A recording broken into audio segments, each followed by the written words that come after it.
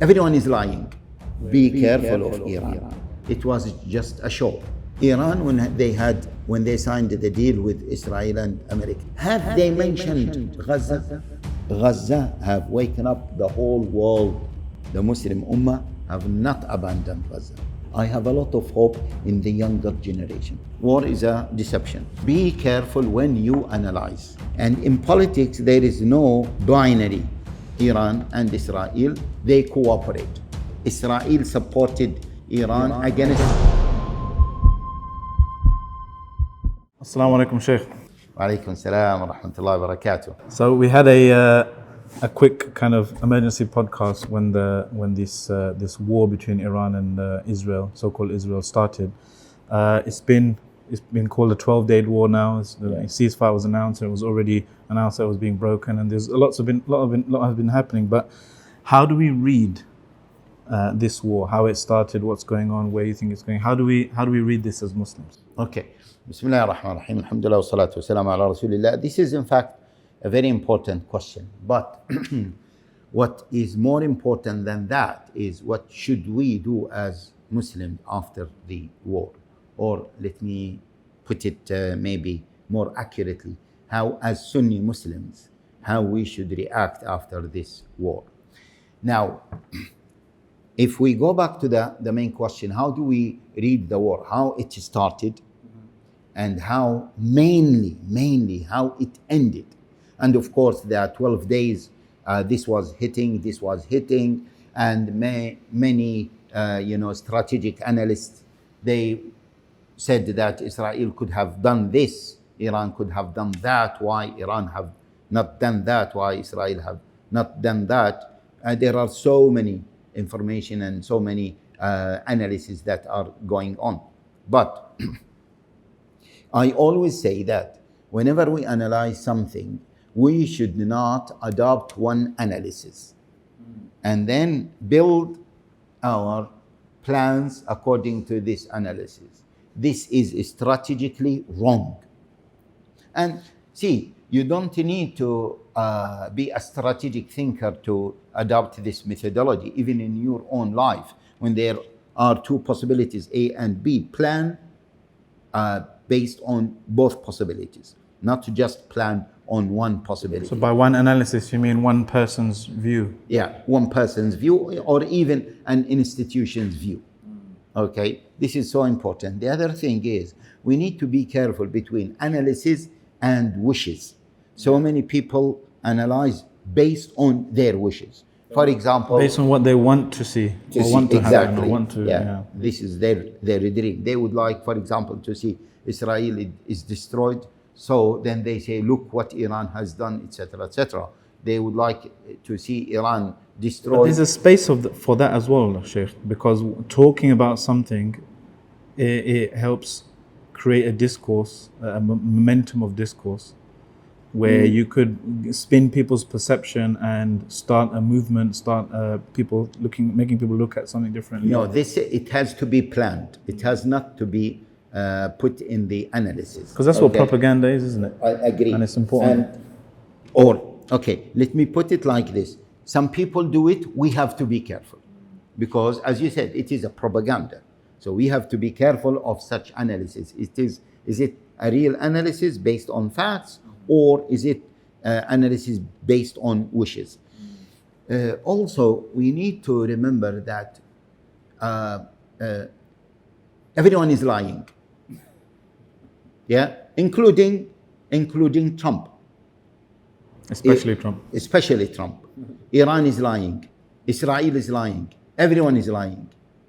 So we need to be careful. Even when they say, well, officially Iran, this is what they said. Now, today, I heard some news from certain sources that 4 of the commanders that Israel claimed that they killed or assassinated, they were not killed. They are still alive. Although Iran in the beginning, they said that they were killed. Yeah. Trump himself, he said, we'll give Iran a space of 2 weeks before we attack. Yeah, something like this. And then he attacked the second day.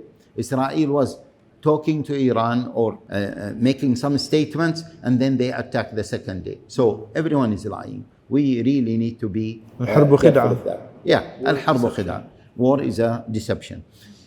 Also, we need to be careful also of the analysis of think tank centers, because they are also motivated by certain ideologies, and they might participate in the propaganda that you speak about it. Also, we need to remember that we don't know so much information. Yeah? We don't know so much information. That's why now some people, when they listen to this, they say, oh no, so we don't know anything, we should not analyze. What are you talking about? Yeah? No, there are some people That who might be know why about- some people are so quiet and they just maybe want to, like dua to imams and so forth. They're like, well, it's too complicated. We don't want to talk about politics. Yeah, but no. I disagree with that. But we'll talk about this in a minute. But I'm talking about some people might say, well, so what are you calling for? I'm not calling for not to analyze, but to be careful when you analyze. And most importantly, we need to be careful when we plan ahead. This is my point. When we plan ahead, we should plan based on all possibilities. We should plan bearing in mind that all of them might be liars. Yeah, we should plan based on the fact that we are missing so many, or there are so many information that are missing. Okay, so now some people, I'm telling you, within the Muslim analysts, they say that it was just a show. Yeah, or this is one A performance. a performance, a show. Yeah, because they say that we know for a fact that Israel supported Iran against Iraq, and this is well documented. When America wanted to support Iran against Iraq, against Saddam Hussein at that time, yeah, they shipped certain equipment to the Iranian through Israel, and other weapons and anti-tanks weapons, etc. This is well known. Now, they say, based on this, these main two entities, Iran and Israel, they cooperate. I'm not saying this is right. I'm not saying this is wrong. There is a possibility. This possibility is there. Some other people say, no way. They are fighting, and the fact that Israel killed number of Iranian scholars, top commanders, etc., and destroyed some of the facilities, etc., and then that was followed by America, and definitely they have delayed at least the nuclear program of the Iranians. Are you telling me that this is all show performance? The possibility is there. Yeah, but there is part of the outcome of this war is that Iran definitely is coming out stronger than before. Okay, some people might say, how? There is a difference between tactical defeat or hit and strategic defeat. Yes, maybe Iran has lost some of the equipment, some of the nuclear facilities, some of the nuclear scientists, some of their top commanders, yes, on a short term. But they have been doing this program. Some people say they started this during the Shah of Iran. Yeah, in fact, many have confirmed that this ambition that Iran has, which is to own a nuclear bombs or nuclear, weapons, started at the time of Shah, not at the time of Khomeini. So they have this ambition. They've been working on it. They've been cooperating with different countries, sometimes France, China, Russia, etc. So this ambition has helped them to develop many scientists, develop many facilities, they confirm, I don't know, that there are some other facilities other than these three main facilities that Iran did not allow anyone to know about it. But for fact is that this ambition, Iran is not going to give it up easily. And it claims it doesn't have that ambition, though. Sorry? It claims it doesn't have that. Yeah, they claim again. We can't believe them, because what we see on the ground is different. So we need to plan according to the worst, which is what? That they have an ambition to be a nuclear state, okay, and to have a nuclear bombs. And definitely, whether they were working together or they are working against each other, this ambition will be even stronger. But their own Ayatollah, he gave a fatwa saying this is not allowed, no? Yeah, this is all. This is they say they gave many fatwas about so many things, and we discovered that those fatwas were not authentic, were not correct. Okay, and maybe he is talking about different context. Anyway, it is clear that they see, even if we say that it is not clear, yes, they had that ambition. Okay, I mean, let us plan based on that ambition. This is one thing. And the other thing is that, of course, here there is a question: why not to have nuclear weapons? What's your view on that? Okay, and leave this point aside. As you know, the parliament a few days ago, they suspended the membership of Iran in the non-proliferation treaty. Yes, non-proliferation treaty. Yeah, so they suspended that, and they might come out of that. They might come out of that and use this war as a justification for that. So this is one aspect. The other aspect, how we read it, is definitely Israel, although they have proven that they are more advanced in terms of technology, in terms of controlling the airspace, etc., they have proven that they are not as strong as many people have imagined. Yeah, not as a state, not as an army, not as maybe they are very strong in terms of intelligence, that is definite, but it is as a state, if you look at it from all perspective, it is not as strong as we can imagine. Also, there is a fact that the people of Israel, now I'm talking about legally, yes, that I'm using the term, doesn't mean that I believe in this, yeah, they started to flee. And this is a fact. That's why even the state stopped them from fleeing. And the more they face these challenges, the more they believe that they are not safe on the long term. Okay, so definitely strategically, yes, so-called Israel is much weaker than what we thought of, and in the future it will be even weaker and weaker. Now, the saddest part of the story, which also can be turned to be a positive thing for Muslims.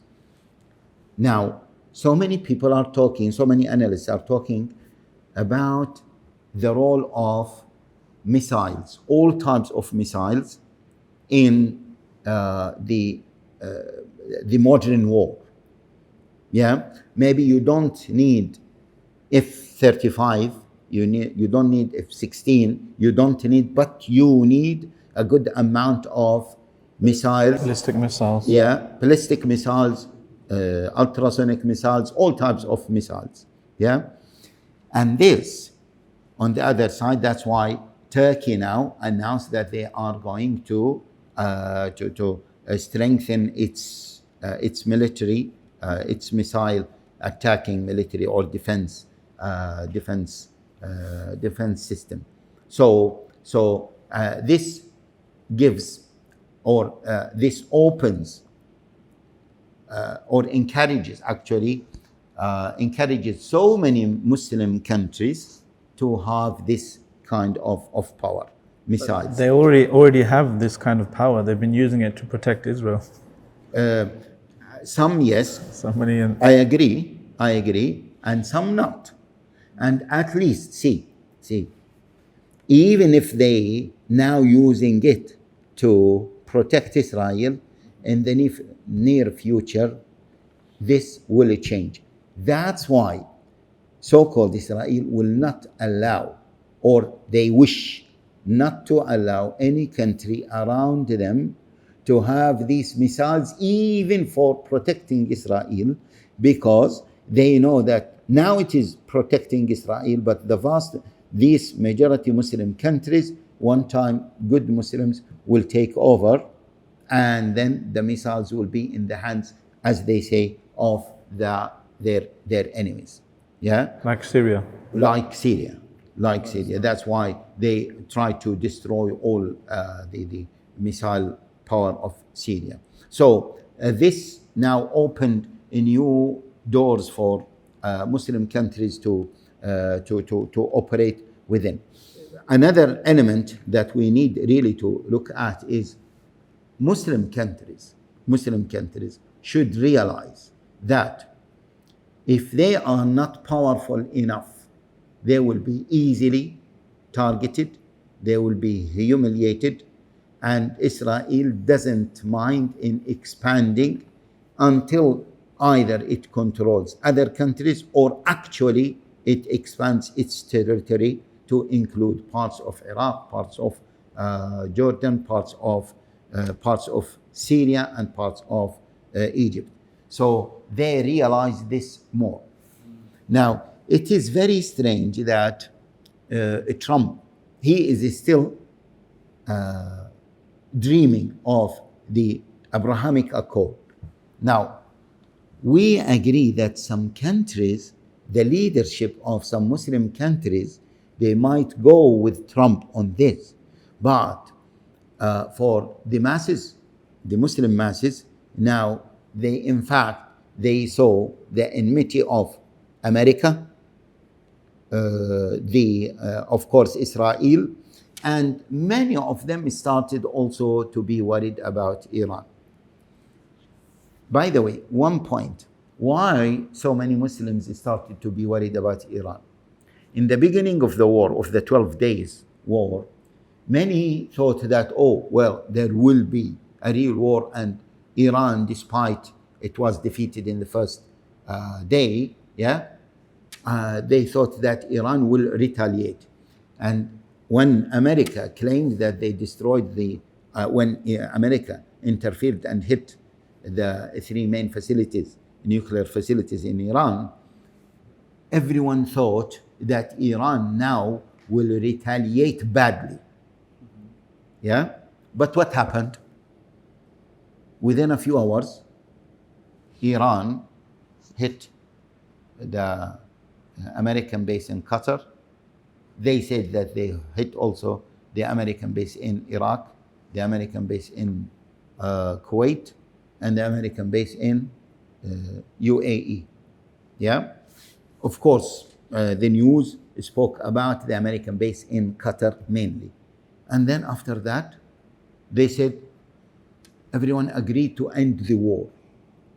Yeah? That raised so many questions about the war itself.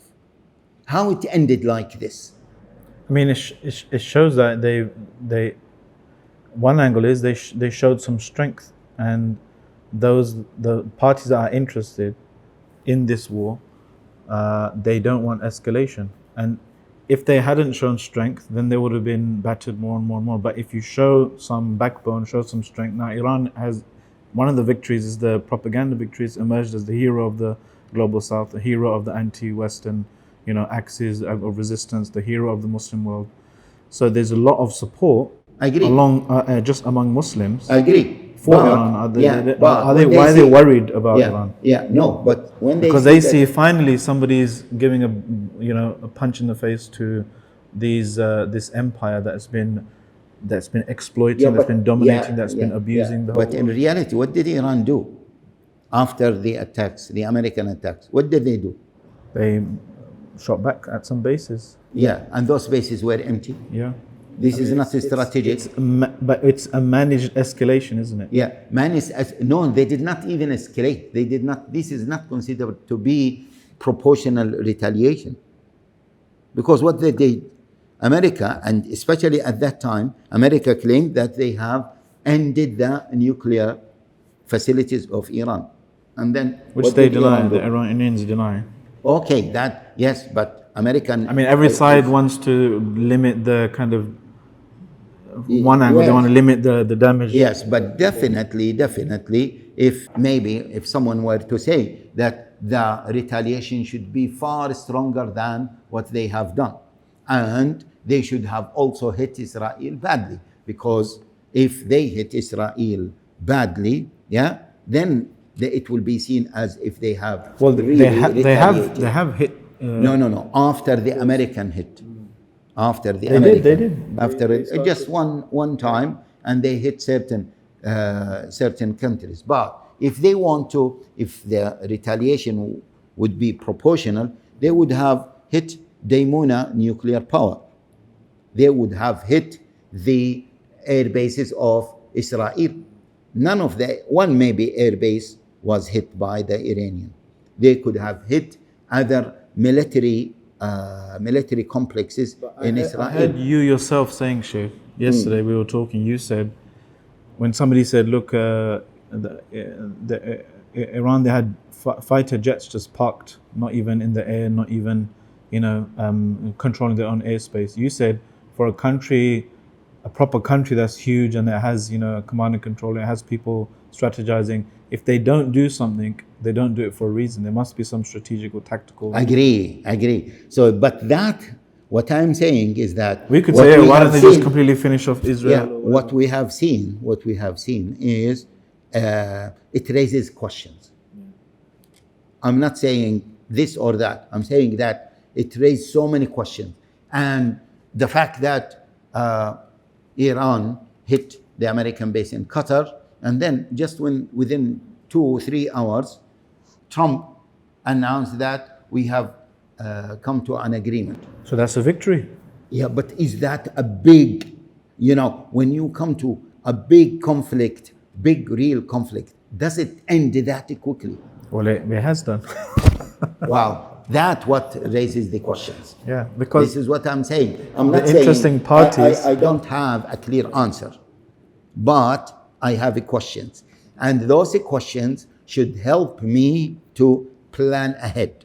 So what consequences do? Yeah, so it could be seen as just a couple of people talking about anything, the weather or. Yes. So what I am saying is that honest and sincere and Muslim countries, they should now try to build up themselves and not to rely on any regional power, and to be afraid of any regional non-Sunni, non-Muslim power. This is the conclusion, and to start to see that America, yes, and Israel, in fact, they are just operating as one state. In fact, Israel is the spearhead of America, full stop. Yeah. So, and therefore, if they are really sincere and honest, they should look at it from this perspective, and they should start building themselves up. Yeah. So should Muslims globally be supporting Iran then? Because this is a Muslim, although okay, they've done all this damage they've done to Muslims around the world. See, they're still, I remember seeing that strike on the state television broadcaster. Yeah. And there's a bomb goes off or whatever, they blow up the studio, and you're hearing people saying Allahu Akbar. Yeah. There's still ta'zeem of Allah there. There's still people who worship Allah there. There's still Muslim people who identify as Muslim. Yeah. See. Because you're big on unity. Yes. But why are you saying now only Sunni Muslims and not the Shia? Yeah. See, we as Muslims, Sunni Muslims, we have to be clever enough. And in politics, there is no binary. Yeah, binary thinking is not there. Polarization is not there.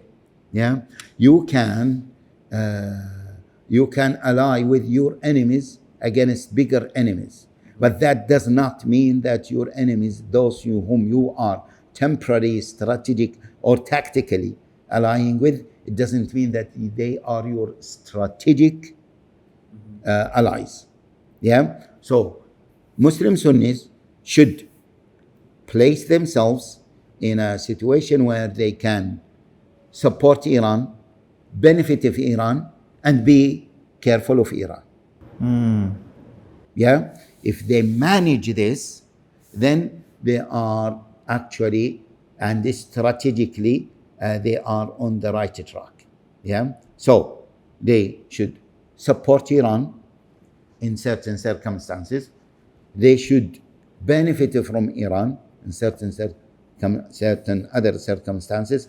But in the meantime, they should be what? Be careful of Iran, which means that they have to build their own power. Yeah? And there is nothing called we want to support Iran all the way. Why is this? You are asking about unity because we have seen the history of Iran. Yeah, we saw the history of Iran in Iraq. We have seen the history of Iran in Syria. We have even, Palestinians have seen the history of some extreme Shia groups in Lebanon. In 1982, before that, after that, in Sabra Shatila, yes, who massacred the Palestinians. Yeah, it was mainly the Shia militias, the extreme Shia militias. So now with this geopolitical situation, this is the way they should place themselves. And I believe that some Muslim countries, they are trying to have this equation correctly. Yeah, and we need to know that America, it uses and it deploys any of the regional states for its own interest. So it doesn't mind that it will encourage both states to fight in order to what? To gain certain strategic interests. Or sometimes it might force both of them to work together in order to what? In order, again, to gain, say, certain own strategical interests that we might not be aware of.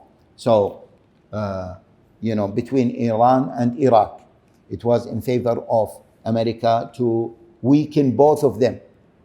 So they supported Iran against Iraq, but also in the beginning they supported Iraq in order for them to continue fighting to weaken each other. Yeah. And to sell more weapons to Iraq. Okay, so between Iran and Israel, America also plays the same role. It might deploy both of them to go against each other in certain circumstances, and sometimes to what? Support each other, work together in order to maybe against another Sunni power. So that's why I am keep insisting that the Muslim world should be careful of both. And although they might support Iran at some point, they might work with Iran at some point, but they should be also careful because America down there, they are using both of them for its own interest. So this is something that we need to be careful of and put in mind while reading what has happened or what may happen even in the future. Assalamu alaikum, brothers and sisters. I just need a few seconds of your time to tell you about our new campaigns that require your attention. Become one of 1,000 guardians who will defend the Ummah, safeguard minds, strengthen faith, and uphold the truth through our new transformative campaigns. Number 1, Palestine Truth. Exposing lies, amplifying Palestine voices, and countering false Zionist narratives. Number 2, Guarding Innocence. Countering godless ideologies, ensuring our children grow up proud of their faith, values, and identity. Number 3, Power of a Muslim Woman. opposing individualism, avid materialism, and social decay by showcasing our homemakers and mothers as the true builders of civilization. And number 4, hold on. Saving lives by providing support for those battling hopelessness and suicidal thoughts. For just £10 a month, you will be part of a mission that aims to impact 500 million lives, inshallah. Do not miss out on the huge reward.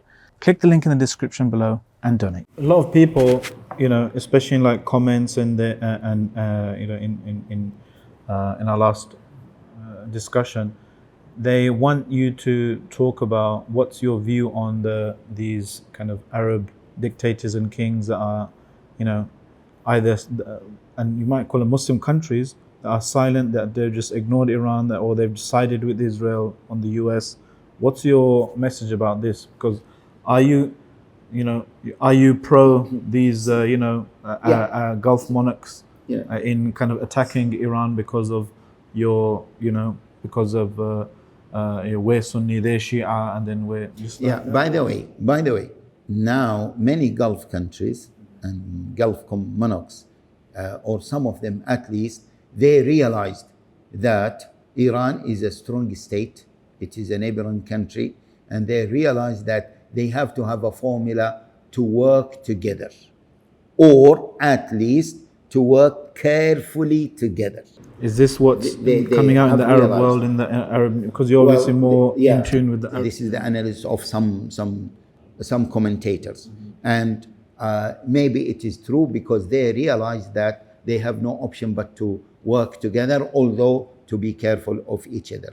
What is sad is to see that still other Sunni Muslim countries are not building allies, strong allies among themselves. So, for example, imagine if there is an ally between, a strong ally between Pakistan, Turkey, Saudi Arabia, Egypt. Imagine if and Algeria, we should not forget Algeria because Algeria is a strong country. So you're talking about some kind of Muslim NATO or some kind of they were talking about Muslim NATO. They should try to find a way towards that, and their fear of America, should not stop them from thinking that way. This is the way forward for the Muslim Ummah. How should they do that?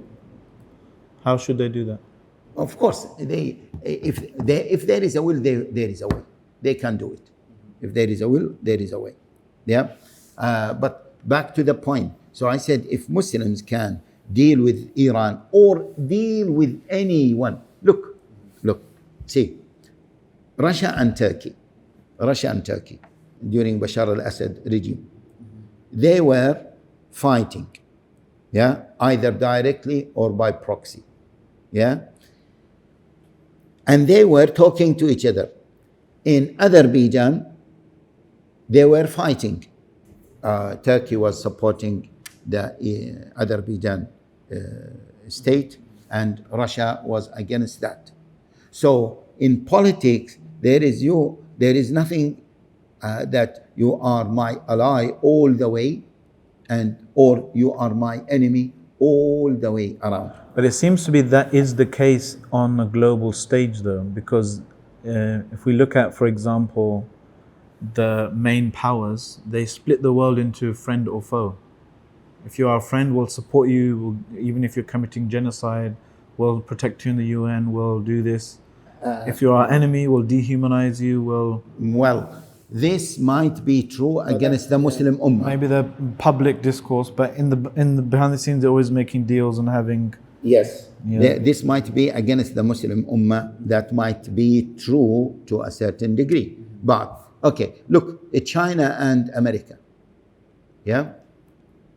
China is the biggest trading state with America. So China is benefiting from America, although they are enemies. Between China and Russia. And imagine, of course, America will support the Uyghurs, for example, to weaken China. Yes, but if there is a common interest between China and America will come together against another enemy. This is how politics work. It is very unfortunate that sometimes we see politics as black and white. Yeah, and politics doesn't work like this. Anyway, this is my the way I see that we should Muslim countries should deal with Iran. As a Palestinian, as a Ghazawi, what's your view on, you know, some people are saying this has distracted us from the Gaza genocide. Okay. As it comes to Palestine, again, major questions to be raised. That Iran, when they signed the deal with Israel and America, have they mentioned Gaza? That's the sad thing about all of this thing, that it's only when you're attacked as a nation, then you respond, but not to help. Agree, which means that this what many people are asking. If Iran is truly in support of the Gazan, the Palestinians, they should have included Gaza in the deal, that Israel should stop the attack of Gaza. Or they should have said clearly, they should make it clearly that at least they should allow the human aid to enter Gaza. But it was not mentioned at all. And that's why so many people are asking, oh, come on, this is the Iranian hypocrisy. And those and some other people, they say, of course, Iran was supporting Hamas or Gaza or Palestinians according to their own interest. National interest. Their national interest, or according to their own terms. When there is a conflict between that support and their own interest, Iran will easily abandon Gaza. Yeah. So those people who are celebrating Iran's role in supporting the Palestinians, they should hold on and look at it from, as we say, from a macro perspective, and see that, well, Iran actually have signed the deal without even without mentioning Gaza in the picture at all, while they could have done that. It is also, I know, it is very sad that when we mention this, some people say, but what about the Muslim countries, the Sunni countries? We know that the Sunni countries' leadership, they are not in favor of helping the Palestinians. They are not at all. So that is done. But some people say, well, but Iran was supporting Gaza. Yeah, Iran Yemen, was the supporting Houthis. Yeah, even al-Houthis were supporting Gaza. But even if we say that they were genuine in supporting Gaza or supporting the Palestinians, but everything has limits. In politics, everything has limits. And as we said, you might fight with someone. There is no ally all the way, and there is no enemy all the way. This is how the global setup is operating, unfortunately. Yeah. What do you think the future is for Gaza now? Is a ceasefire about Gaza on the cards, do you think? See, the news that is coming from Gaza, is that they are still resisting. Yeah, they did not surrender. And as far as the Palestinians are continuing struggling and continuing resisting, one time they will be victor. This is in brief. And Allah Jalla wa Ala says, يا أيها الذين آمنوا اصبروا وصابروا ورابطوا واتقوا الله لعلكم تفلحون. And Allah Jalla wa Ala says, وإن تصبروا وتتقوا لا يضركم كيدهم شيئا.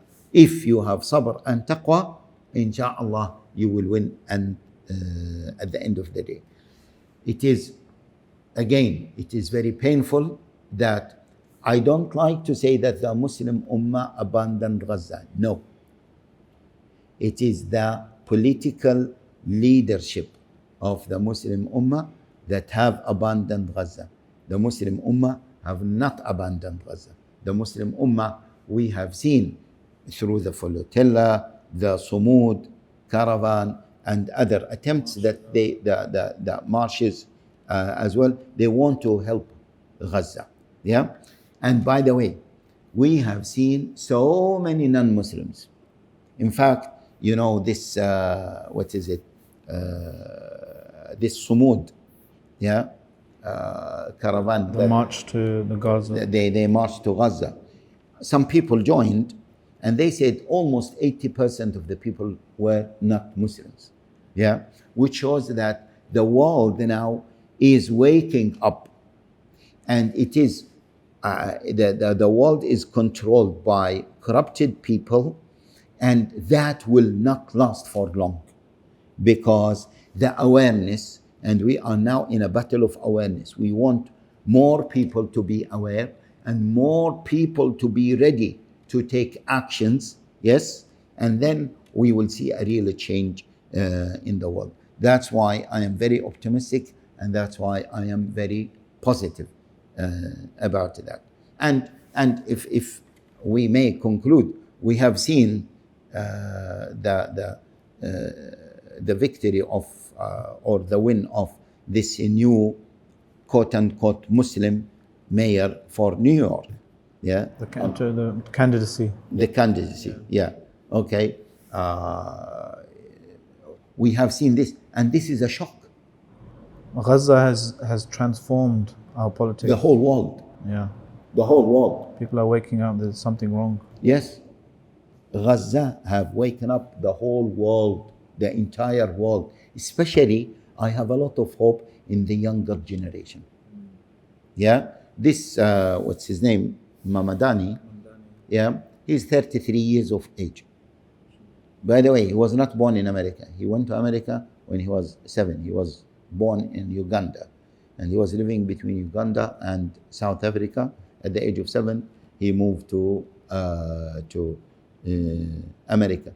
And according to my research, he received his American nationality when? In 2018, only in 2018. Yes. Okay. So, which is really strange. And as we have seen, that he's openly anti-Zionism. And where is he now a strong candidate to become the mayor? In New York. New York. What is New York? Yeah. They said the number of Jewish people and Zionists in New York, yeah, maybe is the second in the world after Tel Aviv. Despite that, he won. Yeah, or he won the Democrat. Yes, the Democrat. Yeah. So he is now a strong candidate, and the young people, they would like to see a change. They would like to see a different narrative. Even young Jews are anti-Zionism. Even young Jews. In fact, we have seen some marches by Israeli Jewish people next to the borders of Gaza. They wanted to, I have seen some clips of that, they wanted to supply food to the people of Gaza, which means that the younger generation, yeah, is different from the old generation.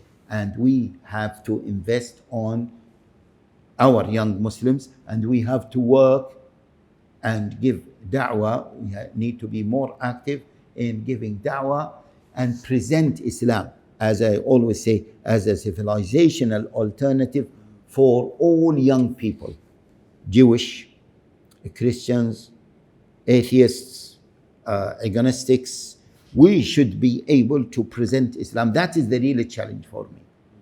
Are we ready as du'at and as organizations that work on da'wah to present Islam to all these people? This is the big question, and inshallah, if we work together, we will be able to achieve that. So I know you don't like this question, Sheikh, because it's binary, but who won? This is a good question, and this is, I was listening to so many analysts trying to answer this question. I think in such situations, there is no absolute winner, there is no absolute victor, okay, and there is no absolute loser. I think Iran won something, Israel won something, although I believe that Iran won more than it lost. Israel lost more than it won. Israel might have won some tactical maneuvers along with America as well, but Iran, I think, strategically won more. And see, again, America and Israel, they are making this a huge mistake. Now, again, I'm looking at it from a macro perspective. When someone gets too arrogant, they make mistakes. Exactly. Arrogance breeds blindness. Arrogance breeds stupidity. Seriously. Okay? And we have the best example, or the clear example, the example of Pharaoh. Pharaoh, he was so arrogant, so powerful. And he was chasing Musa and his people. They came to the sea. Musa, Allah Jalla wa Ala turned part of the sea as land to Musa. Now Pharaoh is watching this. Now Pharaoh, accused Musa of being a magician. Okay. And Pharaoh has experience with magic because his elite, many of them, they were magicians. He didn't say for a second that maybe this is a plot by Musa, maybe this is magic. He didn't say that. He kept following. Now, the issue is Israel, right from the beginning of the 12 days, they said, we want to destroy Iran so it will not have any nuclear program. And they also they wanted to change the regime, although they found that it is difficult to change the regime. Yeah. So they set a high bar, a high goal, and that was stupid from the beginning. I said that was stupid. Why? Because Iran is a huge country. It is impossible just to destroy them or to destroy their ambition to have a nuclear power or to be a superpower just like this. So because they set a high goal, I mean, publicly expressing it. Yes. That could be your internal aim, but you don't tell the public that this is our... Because people will judge you according to what? The goal you gave yourself. The goal you set for yourself. If you do not achieve it, then you are losing in front of people. And see, definitely people, Israel, so-called Israel and America, they want to preserve their image as, the powerful states. Yeah, America as a superpower and Israel as the powerful state in the region, the regional powerful state. Yeah. So it's difficult to say, well, Iran won completely, Israel lost completely, or otherwise. I think there are elements of all.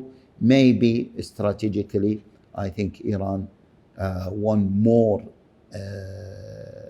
than Israel, and won more than what it lost. Yeah. So just to summarize, just the last final question. If there was one overarching lesson from this war, what would it be?